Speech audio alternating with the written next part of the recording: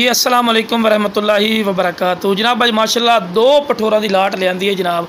तो बड़े दोस्तों की फरमाइश भी आई कि फौजी भाई ब्लैक बीतल अमृतसरी माशाल्लाह पठोरे लिया दियो जेड़े चंगे हाइट कद भी करें और जनाब चंगे वजनी पठोरे होवन और जिन्हां दी हाइट जनाब 32-32 इंच होवे। अज जनाब 32-32 इंच की हाइट के माशाल्लाह पठोरे लियांदे ने। उमर इन्हां दी बिरा 9 तो 10 महीने 2024 की कुर्बानी ते भी लगते हैं। अगर कोई बिरा इन्हों सानी बनाना चाहे फिर भी माशाल्लाह जबरदस्त चीज़ पईयां।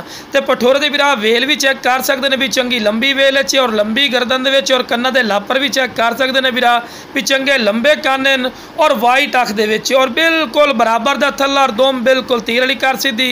कोई ऐसा पॉइंट नहीं जो बिरा इन्हों का कम हो। तो लो बिरा क्लोज करके चेक करवाए कि माशाल्लाह कन्ना की लेंथ भी चेक कर सकते हैं।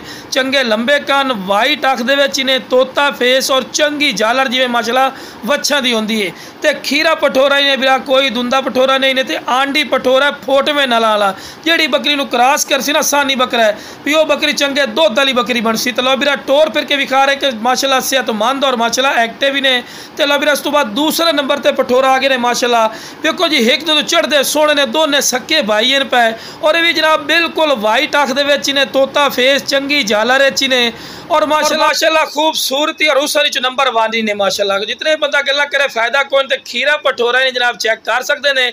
तो लो बिरा चारा भी खवा के विखा रहे हैं कि सेहतमंद और माशाल्लाह एक्टिव ही ने और चंगे हाइट कद देखो जी गर्दन की लंबाई और वेल और ये पॉइंट जनाब है खूबसूरती दे भी होंगे और हुसन दे। और इंशाल्लाह वो नस्ल है जेडे इंशाल्लाह बकरा तिकर अच्छी संभाल कर सो तो 100 kg 120 kg तिकर आराम वजन कर जा सन।